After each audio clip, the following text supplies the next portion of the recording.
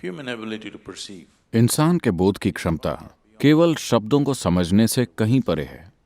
इस समय मैं बोल रहा हूं, दरअसल आपके बोध की क्षमता इन शब्दों से कहीं परे है जो आप सुन रहे हैं।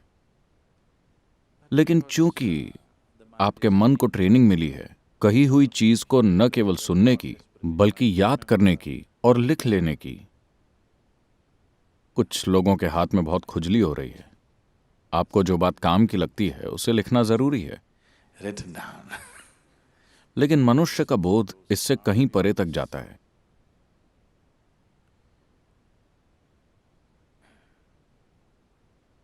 कुछ दिन पहले, अभी 4 दिन पहले ही, मैं इस देश के एक माने हुए पर्यावरण वैज्ञानिक से कुछ विषयों पर बात कर रहा था And we were just talking. और डिनर के दौरान हमने आपस में बहुत सी चीजों पर चर्चा की। तो उसने पूछा, सदगुरु आप कौन सी किताबें पढ़ते हैं? मैंने कहा, मैं एस्ट्रिक्स और डेनिस द मेनिस पढ़ता हूं। Reading. मुझे और कुछ पढ़ने का मौका ही नहीं मिलता क्योंकि मैं लगातार सफर में रहता हूं। अखबार ही पढ़ लूं तो बहुत बड़ी बात है। फिर आपको ये सारी जानकारी कहां से मिलती है? मैंने कहा कि मैं आपसे उठा रहा हूं। आपने ये सब पढ़ रखा है, मैं क्यों फिर ये सब पढ़ूं? मैं उन सब किताबों को नहीं खोलता। आप यहां बैठे हैं और मैं इन सभी चीजों को उठाकर बातें कर रहा हूं। लेकिन आपको ये सारे टेक्निकल शब्द कैसे पता चले? मैंने कहा, क्या ये आपके दिमाग में मौजूद नहीं है? मुझे जब चाहिए मैं उन्हें उठा सकता हूं। मैं वो सारी बकवास कभी नहीं पढ़ने वाला क्योंकि वैसे भी वो शब्द मेरे लिए कोई मायने नहीं रखते। क्योंकि मनुष्य का बोध इससे कहीं परे है। इसलिए मैं कहता रहता हूं कि बस मेरे साथ रहिए, बस मेरे साथ रहिए। अगर आप बस यूं ही मेरे साथ रह सकें तो इसे जानने की आपकी क्षमता मेरे कहे हर एक शब्द को लिख लेने की तुलना में कहीं ज्यादा होगी। अगर आप ये सारे शब्द बटोर लेते हैं तो वास्तव में आप कुछ नहीं जान पाएंगे। क्या मैं आपको एक राज बताऊं? एक ऑक्सफोर्ड डिक्शनरी खरीद लीजिए। मेरी सारी बातें उसमें पहले से लिखी हैं। No? आपको बस उसे अरेंज करना है। इस तरीके से आपको कुछ हासिल नहीं होगा। तो बोध को बढ़ाना जरूरी है क्योंकि आप उसी को जानते हैं जो आपके बोध में होता है। बाकी सब बस कहानी और कल्पना है ना? जो आपके बोध में है और आपने अनुभव किया है, आप बस उसी को जानते हैं। बाकी सब खोखली कहानियां हैं। इससे कोई फर्क नहीं पड़ता कि कहानी कितनी शानदार है, ये फिर भी बस एक कहानी है जो आपके जीवन में कोई बदलाव नहीं लाएगी। अगर इसे आपके जीवन में कोई बदलाव लाना है तो इसमें अनुभव का एक आयाम होना चाहिए। वो तभी होगा जब आपके पास ऐसा बोध होगा।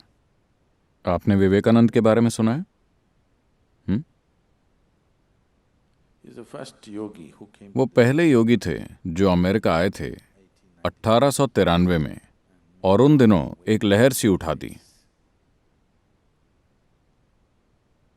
वो यूरोप भी गए और अमेरिका से वापस लौटते समय वो एक जर्मन फिलोसोफर के घर मेहमान थे। After dinner, they met. Dinner के बाद वो स्टडी रूम में बैठकर आपस में चर्चा करने लगे। वहां मेज पर 700 पेज की एक बड़ी सी किताब रखी थी। Which was over 700 pages. Vivekananda ने कहा, क्योंकि वो आदमी किताब की बहुत बड़ाई कर रहा था, उन्होंने कहा, क्या आप मुझे 1 घंटे के लिए ये किताब दे सकते हैं? मैं देखना चाहता हूं कि इसमें क्या है। That man laughed. वो आदमी हंसने लगा। उसने कहा, आप 1 घंटे में इस किताब को पढ़ने वाले हैं? मैं इसे कई हफ्तों से पढ़ रहा हूं लेकिन मुझे कुछ समझ में नहीं आ रहा क्योंकि ये इतनी जटिल है। और वैसे भी ये किताब जर्मन भाषा में, आपको ये भाषा आती भी नहीं। 1 घंटे में आप क्या करने वाले हैं? विवेकानंद ने कहा, आप किताब दीजिए, मैं देख के बताता हूं। तो उन्हें वो किताब दे दी गई। उन्होंने किताब को अपने दोनों हाथों के बीच में पकड़ा और आंखें बंद करके बैठ गए। After 1 hour, 1 घंटे बाद किताब वापस करते हुए उन्होंने कहा, इसमें कुछ भी खास नहीं है। उस आदमी को लगा कि ये तो घमंड की हद हो गई।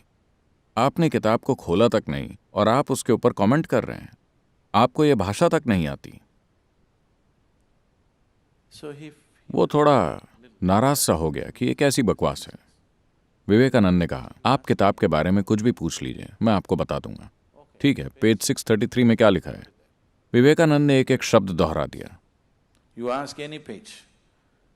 आप बस पन्ने का नंबर बोलिए, वो उस पन्ने पर लिखी बातों को शब्दशः बता देंगे। फिर उसने पूछा, ऐसा कैसे हो सकता है? आपने किताब खोली तक नहीं, ऐसा कैसे हो सकता है? He said, that's why. उन्होंने कहा, इसलिए लोग मुझे विवेकानंद कहते हैं। विवेक यानी बोध। उनका नाम नरेंद्र था। उनके गुरु उन्हें विवेकानंद कहते थे क्योंकि उनके बोध की क्षमता ऐसी थी। तो उन्होंने कहा, इसलिए मुझे विवेकानंद कहते हैं। So perception, तो जीवन का बोध, आप सारी चीजों को अपने लॉजिकल माइंड में प्रोसेस नहीं कर सकते।